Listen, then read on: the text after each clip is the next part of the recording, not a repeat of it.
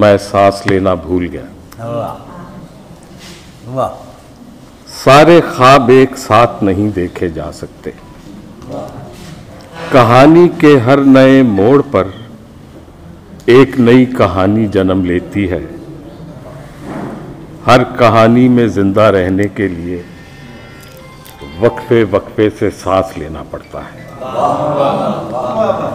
और हम कहानी सुनाते सुनाते सांस लेना भूल जाते हैं। लेकिन मुंडेर से चिमटा हुआ साया, छत पर रुक्का फेंकने वाली लड़की, जून की तपती दोपहर में इशारे करती हुई आंटी और डेस्क पर झुककर कमीज के खुले गले से झांकती हुई उस्तानी का दिया हुआ सबक कोई कैसे भूल सकता है।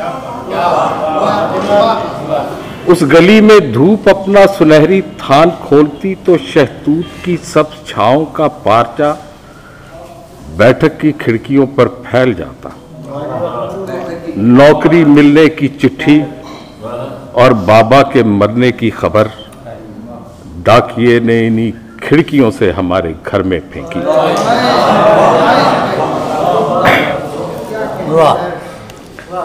उस गली में धूप अपना सुनहरी थान खोलती तो शहतूत की सब छांव का पारचा बैठक की खिड़कियों पर फैल जाता।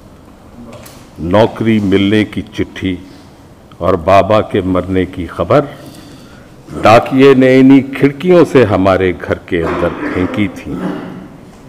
कई बार पढ़े हुए खतों को दोबारा पढ़ें तो खबर नहीं होती कि मुस्कुराते हुए होंठों पर आंसुओं का नमकीन जायका कैसे जम जाता है। कोई क्या जाने कि नहर की पगडंडी पर पुख्ता सड़क बन जाने के बाद गीले पैरों के निशान तारकोल पर सुलगते हैं।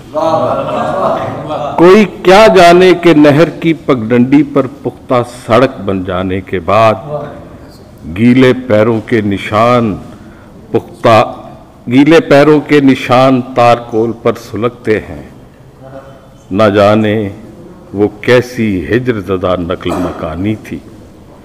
मैं अब्दुल्लापुर की एक गली से 4 मरले के घर का मलबा हरी छांव में लपेट कर निकला था और गली के मोड़ पर किसी नई कहानी में जिंदा रहने की कोशिश करते करते मैं सांस लेना भूल गया।